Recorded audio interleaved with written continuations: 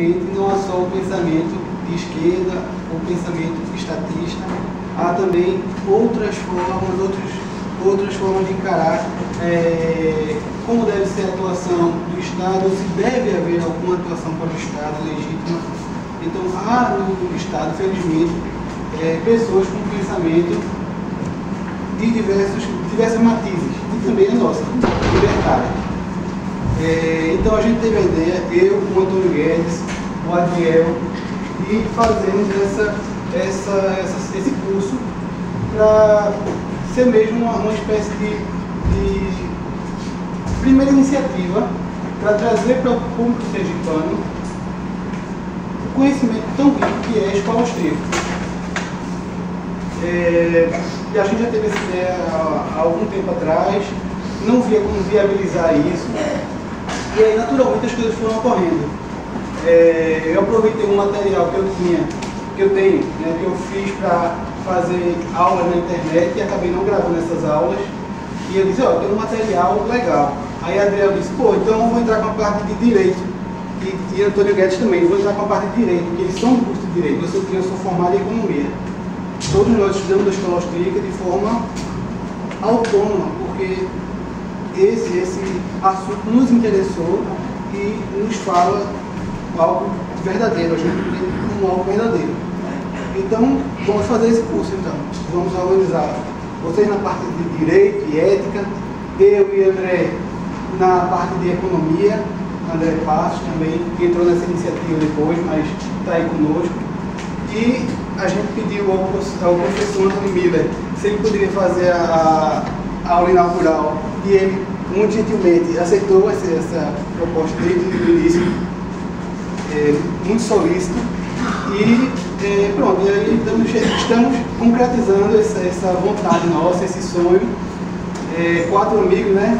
O André, o Adriel, o Antônio, eu, o professor também aceitou, e vamos começar essa nossa jornada pelo conhecimento da Escola Austríaca, que é a escola mais antiga da economia, diga-se logo de passagem, a mais antiga, é a que remonta não só aos escolásticos da Escola de Salamanca, como eu vou mostrar em uma intervenção minha, mas também aos romanos e aos gregos. A origem pode ser remontada até aí, pelo menos até aí. E também é a escola que mais cresce. É a mais antiga e é a que mais cresce.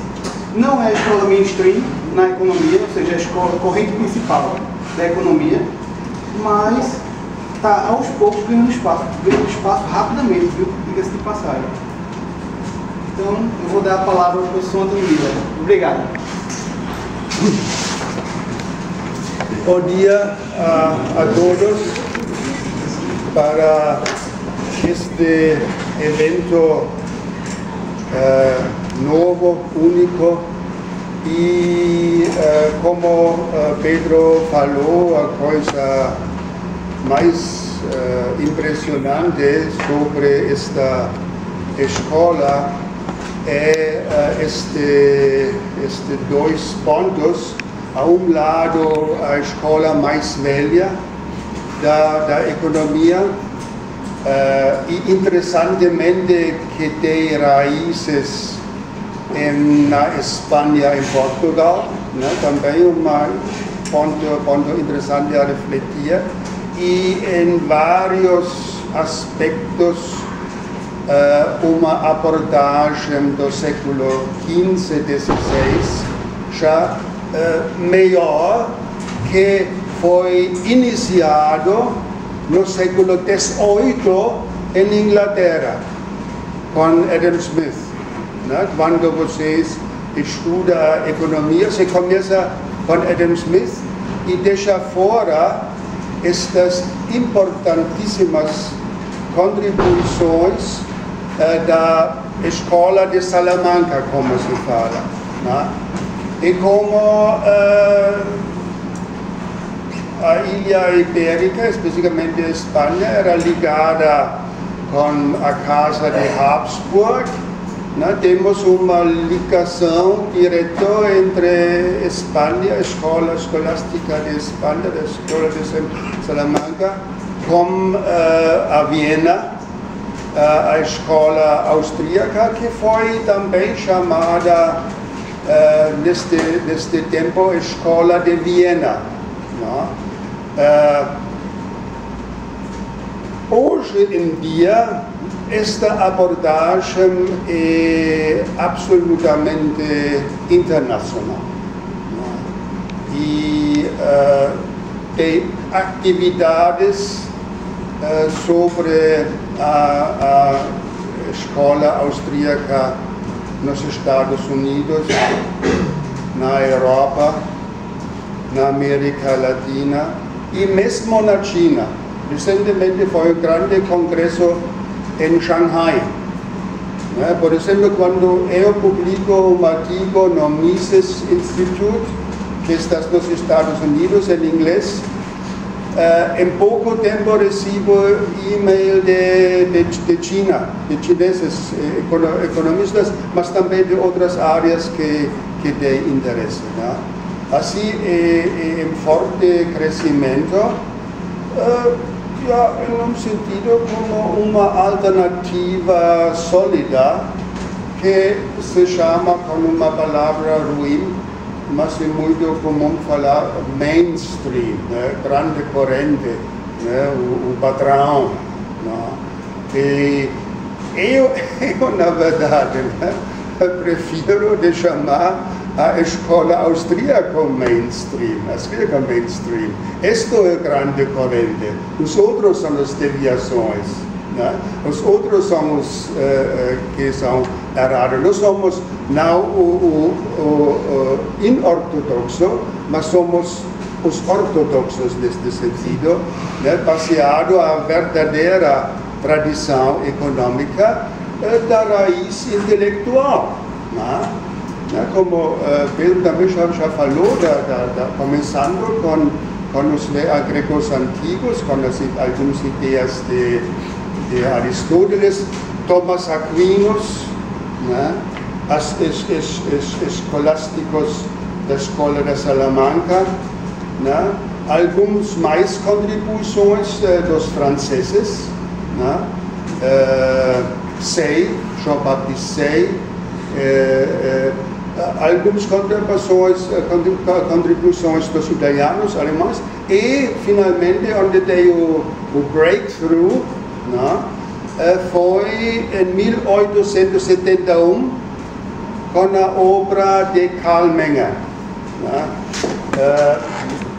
que publicou livro Princípios da Economia. Karl Menger, para dar uma ideia.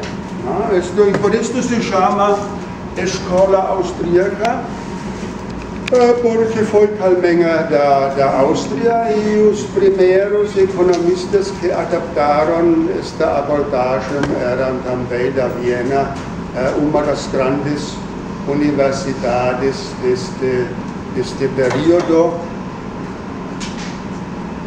Uma imensa fertilidade de pensamentos, não apenas nas ciências sociais, na economia, mas do direito.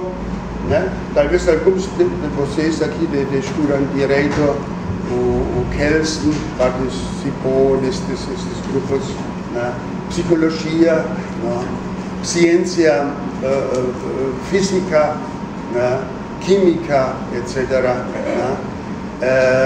Também os avanços das novas teorias, como a teoria de jogos, que é muito importante hoje em dia, da teoria econômica, nasceram todos aí.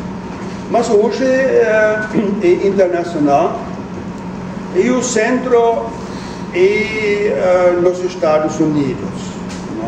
É também interessante anotar. É muito mais distribuído, e atividades maior do que, por exemplo, na Europa, ou na Áustria mesma. A Áustria é quase um pouco atrasada neste sentido com a própria escola. Mas temos grande centro em Madrid, né? Temos outros lugares na França, Angers, Universidade de Angers, por exemplo. E nos Estados Unidos, a University George Mason. Né? Se alguém tem interesse em uma grande universidade com direito, outras disciplinas, mas realmente esta universidade inteira, e perto de Washington, né, a capital, né? George Mason University. São vários modernos austríacos que têm grande reputação, que trabalham e publicam e recebem entrevistas nos jornais, que são convidados para, por exemplo, de business schools, escolas de negócios, né? Recentemente, como funcionam as coisas, né? Recentemente recebi um mail desta escola, né? Que trabalha num business school em Nova York e me falou, olha, eu sei seu artigo sobre o Brasil para ensinar a aula de MBA, né? Master of Business Administration. Assim, não é uma coisa ao lado, não é uma coisa sem importância, mas é uma voz cada vez mais ouvida, e isto se pode notar também no Brasil e na América Latina.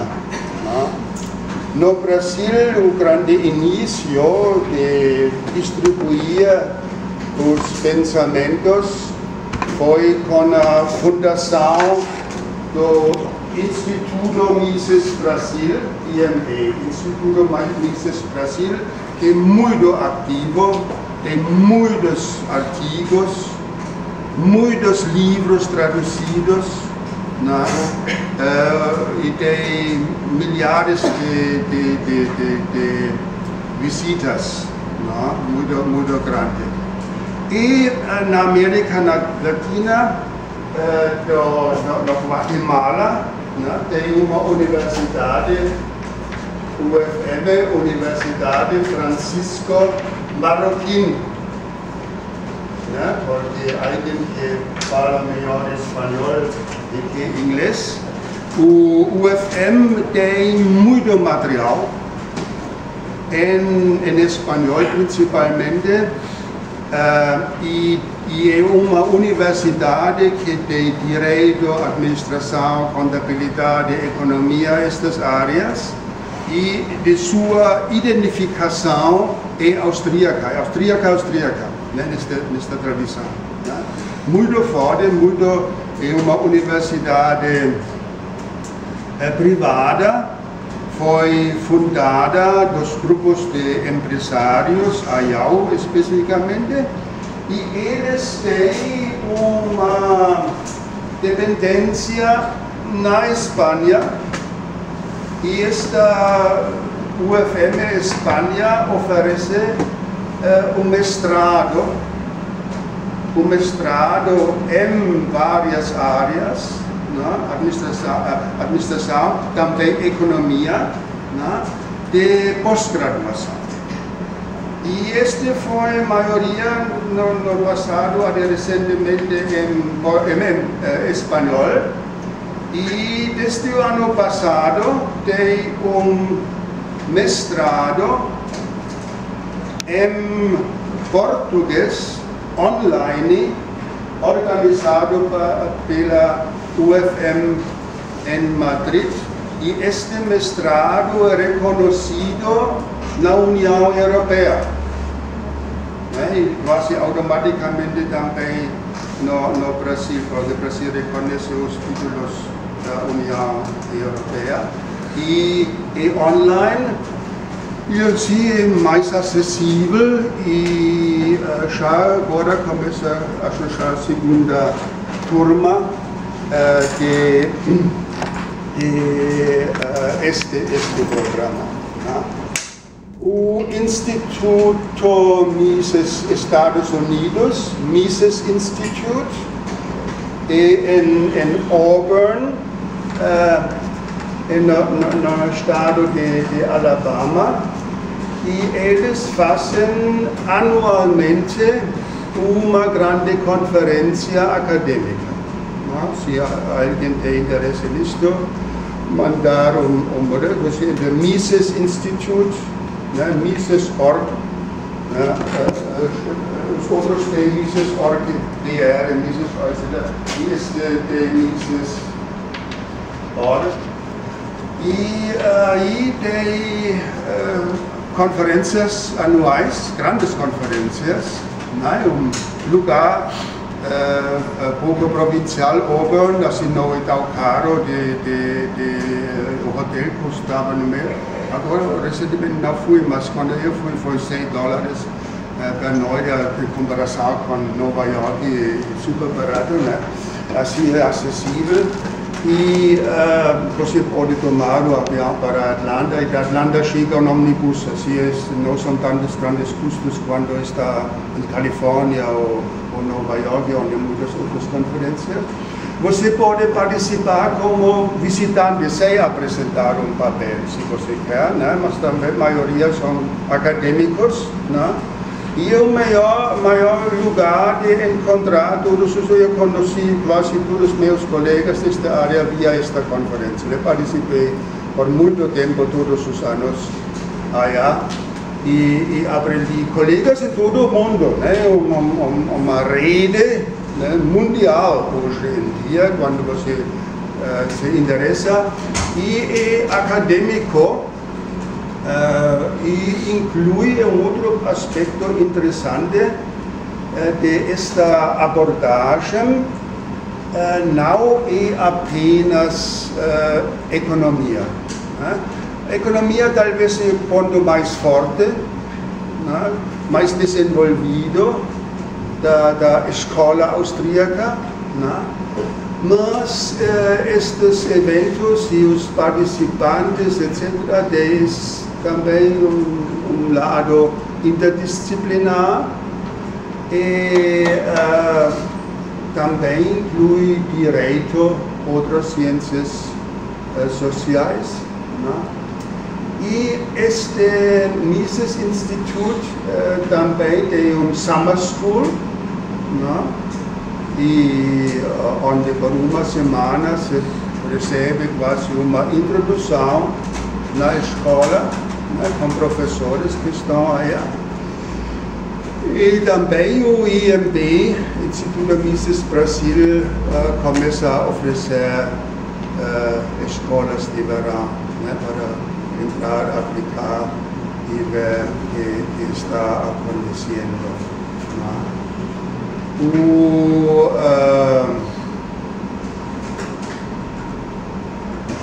Agora, alguns pontos sobre a abordagem. Né? E como o programa Ética, Direito, além de Economia, eu não, mesmo em minha área, eu não concentrei tanto na economia, mas procurei um pouco mais dar uma visão mais ampla da abordagem, né? Não entrar na tecnicalidades, né? A minha área, por exemplo, dentro desta escola, academicamente, é o ciclo de negócios, né? A conjuntura, mas é muito técnico e parcialmente mesmo matemático e não serve muito para nós aqui. Assim, eu procurei um pouco dar alguns pontos, né, que é a diferença desta escola e que fazemos em geral hoje em dia, né, na ciência. Né? Assim, com um pouco uma palavra um pouco exagerada, eu falo pouco sobre a epistemologia, né? Epistemologia da Escola Austríaca. Né? Porque isto é o ponto central. Este foi o desafio de Menger. Né? Menger desafiou, neste sentido, quase tudo a economia, teoria econômica dominante, né, que foi dominante na Alemanha, ou todo lugar de língua alemã, na língua inglesa, etc.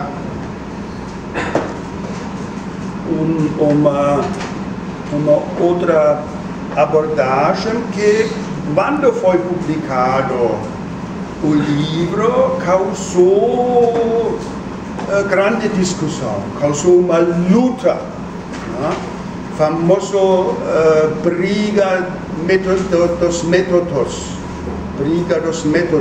né? Que tem ainda pesquisa sobre estes vários autores, né? E depois esta coisa se tranquilizou. Uma grande parte, né, destas ideias entravam no sentido da economia, né, na abordagem que se chama economia neoclássica. Né? Diferença, agora, né, a escola inglesa, Adam Smith, David Ricardo, e eu incluí na escola inglesa o Karl Marx, né, porque ele tem a mesma abordagem, diferentes consequências, bem diferentes. Adam Smith, livre mercado, etc., e Marx socialismo, mas a metodologia é bem semelhante, né? Escola clássica. E agora, o que revolucionou o pensamento econômico moderno é a escola neoclássica. Né? E nesta escola neoclássica tem muitos pensamentos dos austríacos. Assim quase a escola austríaca entrou no mainstream econômico. Né? Assim, quando falamos de economia, eu disse, ok, a escola austríaca não é separada da escola neoclássica, mas tem diagrama de Venn, onde tem conjunto comum bastante grande. Né? O que agora fez que a escola neoclássica e a escola austríaca entrou numa certa negligência era com o surgimento da macroeconomia. Né? Macroeconomia é diferente da economia clássica, da economia neoclássica. Né?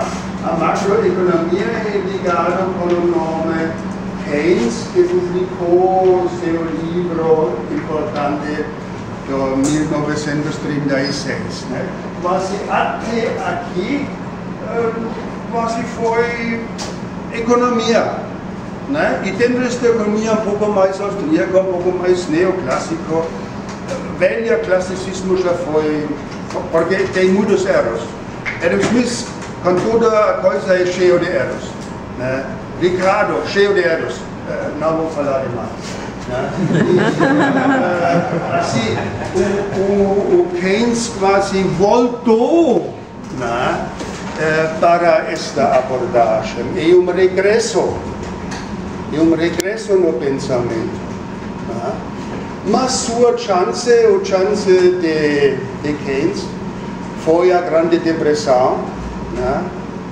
E ele ofereceu aparentemente uma explicação e uma solução para a Grande Depressão, que tem muitas coisas a falar sobre isso, mas este determinou o sucesso dele, que isso é importante, um pouco diferente do Brasil.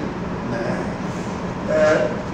1936, né, Grande Depressão, Segunda Guerra Mundial, o keynesianismo, né? A história de Keynes terminou intelectualmente nos anos 50, nos anos 60, com Friedman, o monetarismo, primeiro ataque, depois com a escola macroeconômica neoclássica, não vou entrar nisso, e visivelmente, porque foi um fracasso total, de usar seu modelo nos anos 70. Com a estagflação na Europa, estagflação nos Estados Unidos, estagflação em todo o mundo dos países industrializados. Né? O modelo de Keynes não pode explicar estagflação e não ajuda a resolver o problema estagflação. Né? E num artigo eu escrevi todos os caminhos keynesianos chegam na estagflação. Né? E isto que hoje temos no Brasil. O Brasil hoje está numa estagflação. Né? Estagflação. Estagnação e inflação. Né? Impossível no modelo keynesiano. No modelo você tem inflação e hiperatividade econômica, ou estagnação e depressão com deflação. O modelo não funciona. Né? Infelizmente, tem pessoas que ainda não notaram isso. Né? E continuam a aplicar medidas erradas. Né? Assim estamos no Brasil hoje, né, onde estávamos na Europa nos anos 70. Né? E agora, claramente, tem cada vez mais jovens de natureza pensam, olha, eu preciso do meu futuro. Né? Eu estudei aqui, e como eu estudei economia, também parte de direito, também pouco de ciência política, me interessei para tudo isso, mas de direito também. E que vai ser o futuro? Né? Em pouco tempo você vai ser formado e vai entrar no mercado e temos estagnação, alta taxa de emprego, inflação, etc., um caos. Né? Como podemos arrumar a economia? E hoje temos os mesmos pensamentos, né? Porque notamos que os donos do poder de qualquer partido, quase no Brasil, tem um pouco uma falta destes outros pensamentos. Né? Que é necessário e se discute fortemente em outros países, mas infelizmente, né, também desde queda de novo quando tem uma crise, né, esta crise incentiva accionismo, né, também do povo. O povo quer